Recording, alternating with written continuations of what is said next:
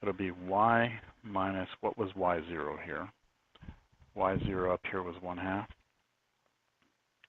equals m, which we just found to be 1/2, and then times x minus x, did I say y0? I meant this formula. I meant to say y1, and then this, sorry, this was x1 up here. This one was right there, x1.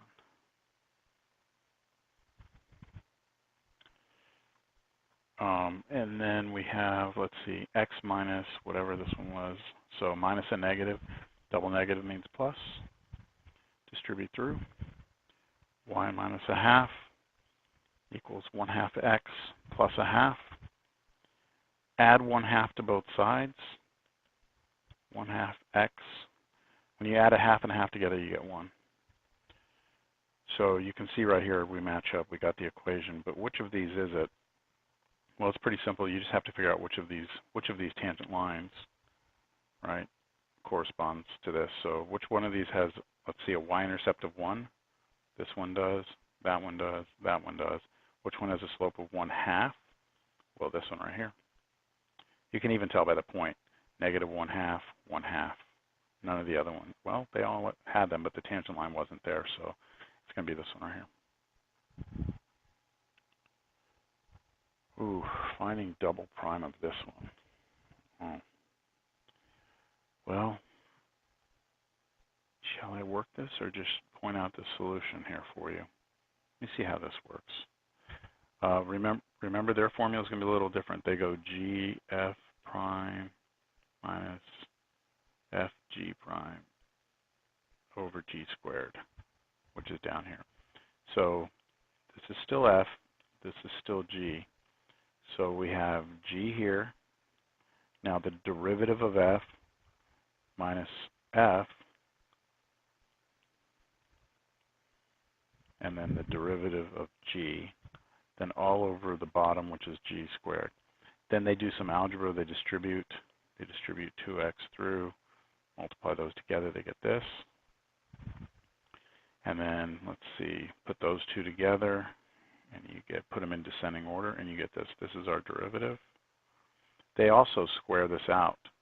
So they actually take the denominator, 1 plus x times 1 plus x, and they multiply that out.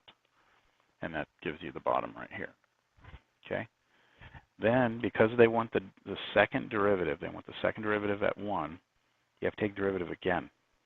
So now it's like you're starting a whole new, brand new problem. Here's your f, here's your g, and then go through the same whole process again. Now, because I've done, I think, a good, fair amount of these, hopefully you can see the second derivative here is just quotient rule on this, and that's all worked out here. They simplify it out, and they get this right here. So take your time through that, okay? It is a little bit tricky, but if you just take your time, things will work out. Notice that you do get this x plus 1 here, and the x plus 1 to the 4th. One of these cancels, and that's why you get cubed here. And then what they do after they do all that is they plug in 1, and when they plug 1 in for x, they get 1/4. All right, taking a look at number 12. If f is secant x, then what is the second derivative at pi over 4? So first of all, you have to know what the derivative of secant is. Secant x. Derivative of secant x is secant x tangent x. And now if you want to do the second derivative, you have to take derivative of that, which is a product, because you have two things. Now again, I'm going to call it f, even though it's kind of weird to call it f because this is already the derivative of f, but it's just so we can see the product rule, right? So product rule says f prime g plus g prime f. So first I take derivative of f. Derivative of f is secant, it's secant x tangent x again, times g. G was tangent x, so I have another tangent x there, plus g prime, derivative tangent of x, is secant squared x times f, but f was secant x. So you get secant x tangent squared x plus secant cubed x. And there's probably some trig identity in here that we could grab out. Let's see if they go that far. Oh, no, because they just want us to plug in pi over 4. But I still want to see how far they went with the derivative. Did they? Yeah. No, they just pulled the secant to x out. They just pulled one secant out. We don't need to do that. Okay, so let's figure out what secant of pi over, or what f double prime pi over 4 is. Remember, if this helps you, if I want to plug pi over 4 into this, so f double prime pi over 4, then what I need to do is rewrite secant. Secant is 1 over cosine, and then what I would do is plug in pi over 4. That pen's too big. Then tangent here, right? Tangent is sine over cosine, so sine of pi over 4 over cosine of pi over 4. You don't have to go all the way down to sine and cosine, but it might help you. And then all of that's being squared. Then plus, let's see, all this being cubed, secant we said was 1 over cosine, so cosine pi over 4. All right, cosine of pi over 4 is the x-coordinate on the unit circle at pi over 4. So we should get root 2 over 2, but 1 over root 2 over 2, 1 over root 2 over 2 should be 2 over root 2 times, now again, you know, I really don't like this. I should have just stuck with tangent here. Tangent of pi over 4, instead of this, tangent pi over 4 is 1, and 1 squared is 1, so that just gives you 1. And plus, we just said right here that 1 over cosine of pi over 4, that's going to give you 2 over root 2, but then you're going to cube that. So here's where we are. We have 2 over root 2, plus if I cube this, I get 8 2 root 2. And that's because if I take root 2 times root 2 times root 2, the first 2 give me a 2. That's this right there. And then I have that root 2. I'll get a common denominator real quick. Multiply top here and bottom by 2. So I get 4 on top plus 8, that's 12 over 2, common denominator 2 root 2, and then that's 6 over root 2. Geez, they probably rationalize this too. So they probably multiply now root 2 on top and bottom, which will give me a 6 root 2 over, let's see, root 2 times root 2 is 2, and that's just going to be, my goodness, 3 root 2. All right, let's see if we got it.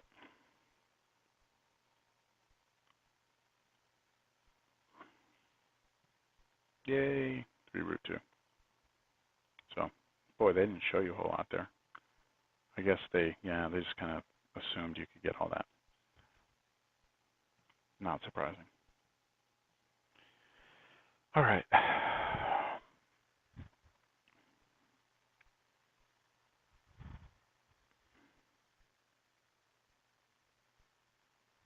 think I need a break.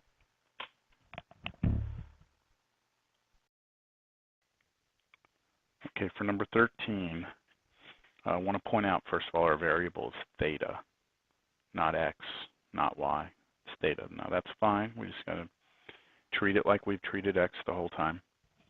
Notice we're trying to find the derivative and the second derivative of h, and we have theta times cosine theta. So we actually do have a product right there. So let's try our h prime. Remember, this is like our f, and this is like our g.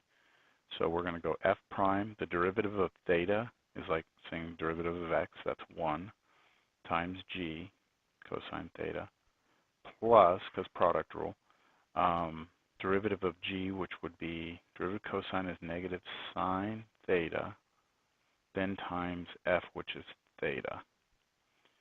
And now, clean this up a little bit. We have a cosine theta out front. And then this theta, I'm going to slide it in front and make that a subtraction, so minus theta sine theta. And now what we want to do is we want to take derivative of this. So notice we have two terms, right? And then in one of those terms, we have a product. So the way we'll do this is we first take the derivative of the first term there. Derivative cosine theta is just negative sine theta, and we are done with that. Then minus, now this is very important, minus what? Well, minus whatever comes out of the product rule. So we need to keep track of that minus sign right here. Do our product rule on this, and then distribute that minus sign through. So it's kind of like a brand new problem. We've got our f here, we've got multiplication, we've got our g here. Derivative of f would be 1. Derivative of g would be cosine theta, plus derivative of g, which is derivative of sine. Oh, why? I can't believe I just said that. Derivative of f, which is theta, times g, which is sine theta. My goodness, I must be tired. Then g prime, which is cosine theta, times f, which is just theta. Now I will distribute that negative sign through. We have the negative sine theta out front. Now this negative multiplies through here, and we just get a negative sine theta again. And then that negative comes through here and hits this. Now that theta right here, I'm going to slide that out in front, and it becomes a minus theta cosine theta. And finally, these two are exactly the same, negative sine theta and negative sine theta. Put those together, you get negative 2 sine theta. And then you have that minus theta cosine theta, and that's right here. So you could leave it in that order. I mean, you could have. Wouldn't be wrong to write it this way.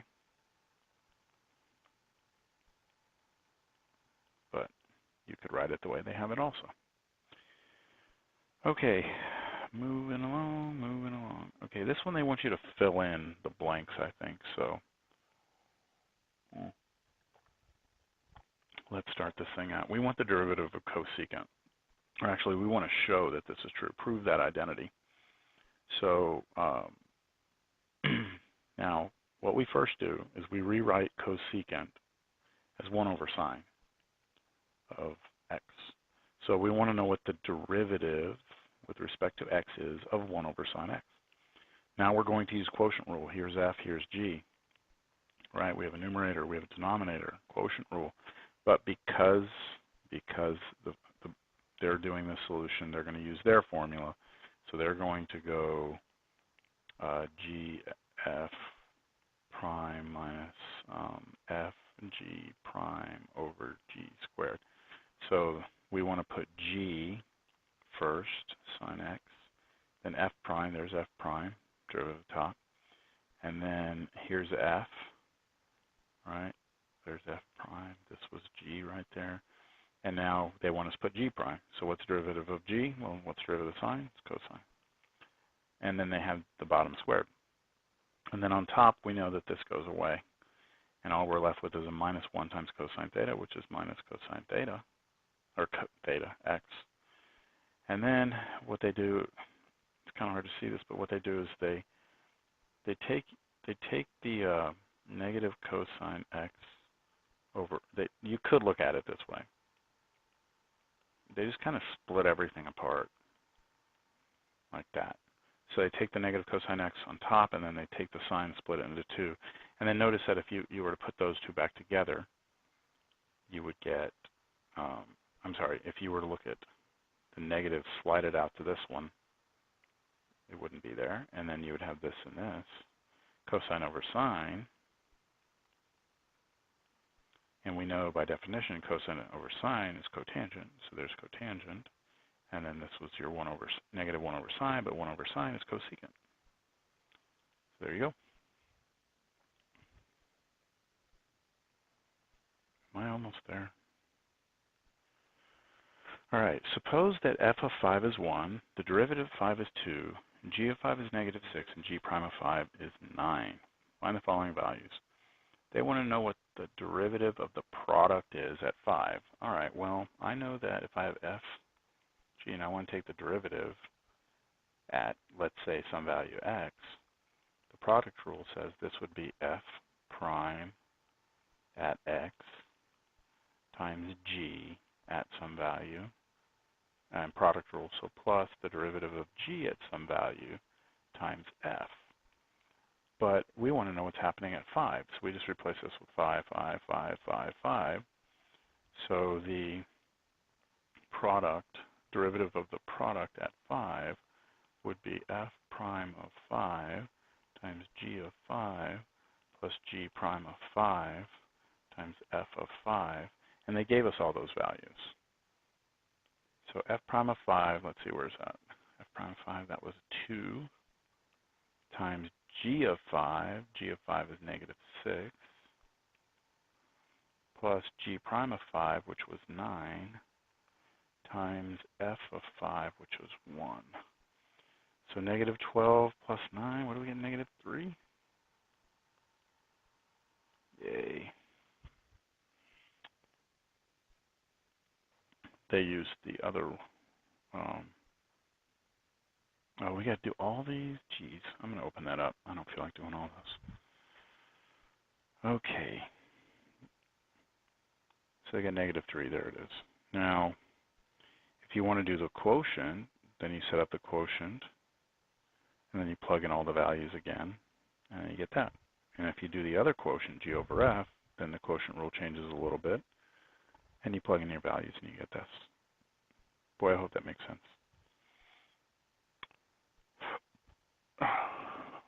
Same thing I just did here, except that on this one you do quotient rule, and then this one you do quotient rule the other way, so the g and f switch places, and then you plug in all your values. This one's the same thing, but they want you to do it all graphically. It's a little confusing. Okay, so they want to know what u prime of 1 is, but u is f times g. So u prime would be equal to the derivative of a product, so it would be f prime g plus g prime f. And they want to know what's happening at 1. So first, let me look at this. What would be the derivative of f at 1? So here's your f function. If I go to 1 on the x values, so that would be here, I go up to the function, and I want to know what the derivative is, right? What the derivative is at that point, right? Come on, erase. Oh, no. Oh, no. I wanted to know what the derivative of f was at that value 1. That means the slope of the tangent line. So I need to find the slope of this line. Slope of this line is rise over run. So 1, 2, 3, 4, rise, 1, 2, run. So that has a slope of 4 over 2, which is 2. So that's just 2. Now times, now what we need to know is what's happening to the g function, but not the derivative, the g function itself. So this is g. So I want to go out to 1 again. And I want to go to the g function, which is right here. And I want to know go out to 1, go to the g function, which is right here. And I want to know its value there, not the slope of the tangent line. And the value of it, come over here on the y-axis, is 1. So that's a 1. Then plus, now we're going to look at g again. Right here's g. This time, I want to know the derivative's value there. So I will go out to 1 again. So 1, I go to g, there it is. Now I need to know the slope of this tangent line. And I can just pick, any 2 points here and go, let's see, down 2 over 2. 2 over 2 is 1. So the slope, negative 1, down 2. So this should be negative 1. Slope is negative 1. Now I need to know what the function f's value is at 1, not the derivative, but its value. So I go out to 1, go up to f. I find its value. The value of the function there, it looks like it's 2. So I plug in a 2 here. Crap all that for nothing, right? And you can see that's what they get right there. Okay, now just keep in mind that the reason why I was using 1, that I kept on going out to 1 here, was because they were looking at u prime of 1. Now what we want to know is what's v prime of 5. So everything we're going to look at is going to be at the 5 on the x-axis, but we're also looking at v. V is this function, which is a quotient. So the derivative of v would be quotient rule. I'll do it my way. It'd be f prime g minus g prime f all over g squared. So let's start with looking at the f function, and we're going to look at f prime. So here's f function, and we're going to look at going out 5, 1, 2, 3, 4, 5. Go up to the function and find the slope of that tangent line. Well, the slope of that tangent line is actually the slope of this line. I just need to be able to figure out that slope. That looks like a point, and the point that right here was a point. So it looks like if I go down 1 and over 1, 2, 3, so down 1 to the right 3 means that that top right piece should be negative 1/3. And now what I need is g, but I don't need its derivative at 5. I need its value at 5. So I go out to 5. I go to the g function, which is the blue one. I find its value there. The value there is 2. So this top left finish up, that's a 2 minus. Now I look at the g function, and I look at its derivative at that value. So I'm back here at that point. I want to know the slope of the tangent line here.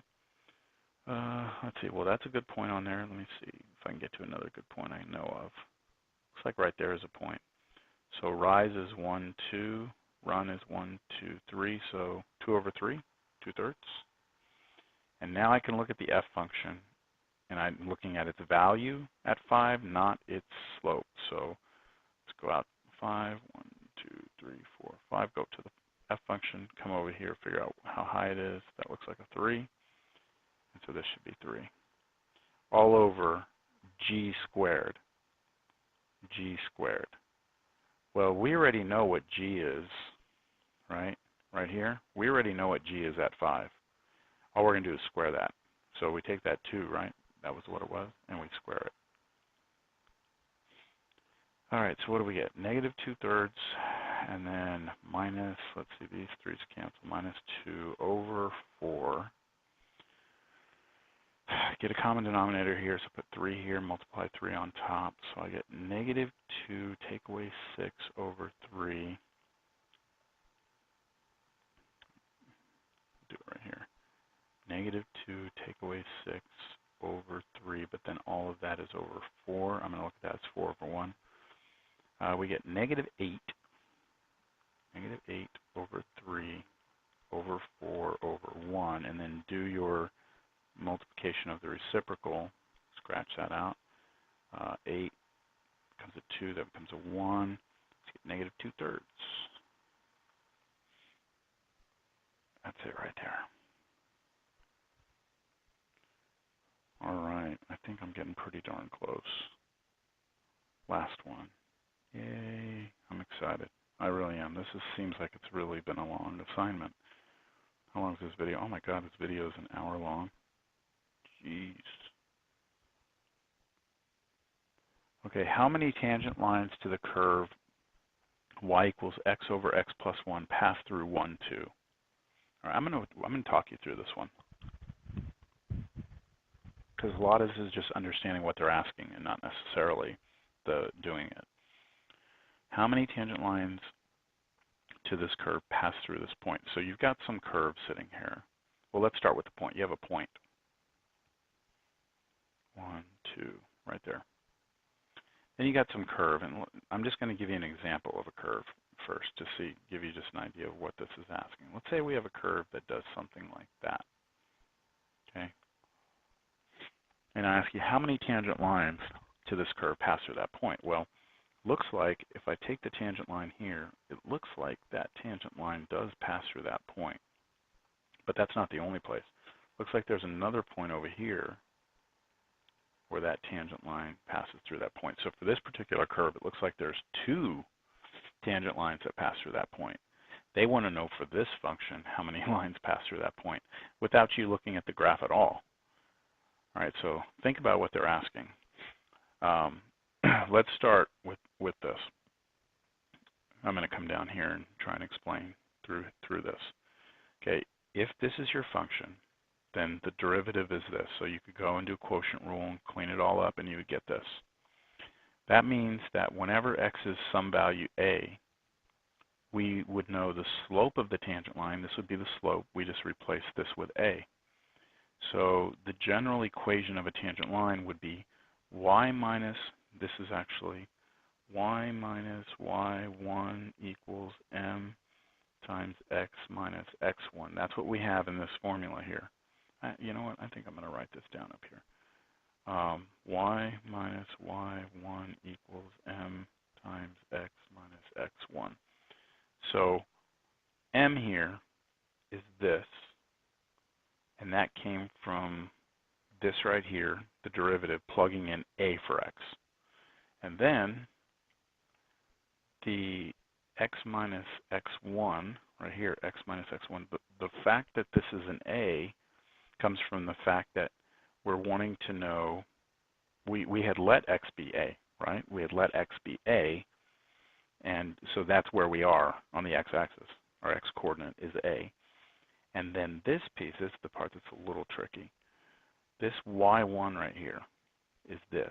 Now, why is that true? Well, remember, the original function here, right, the original function says y equals this. Well, if I go in here and I replace this x with a, this x with a, then I get a over a plus 1. So this is really what y is equal to. Sorry, circled the wrong y. This is really what y is equal to when I replace my x's with a. So that's the y-coordinate when the x-coordinate is a. Okay, hope that all made sense. It's a tricky problem. So here's where we are. We have this equation. This is what the equation of a tangent line looks like. Now this line has to pass through the point 1, 2, right? We want it to go through some point.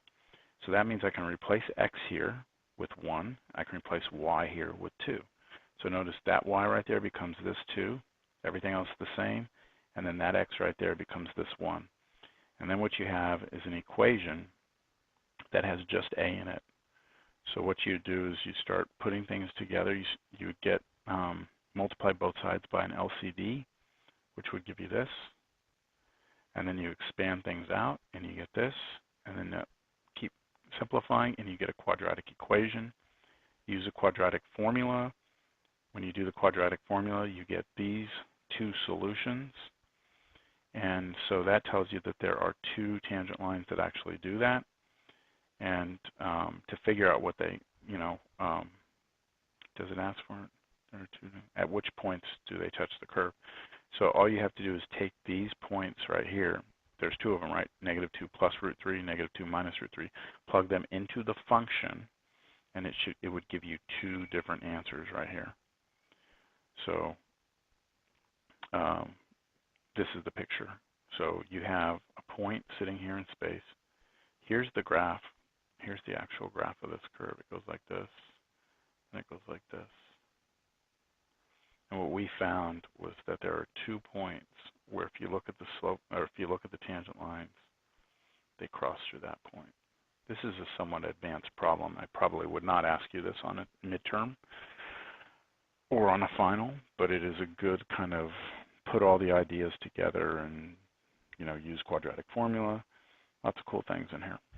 So I think I'm done. I'm very happy.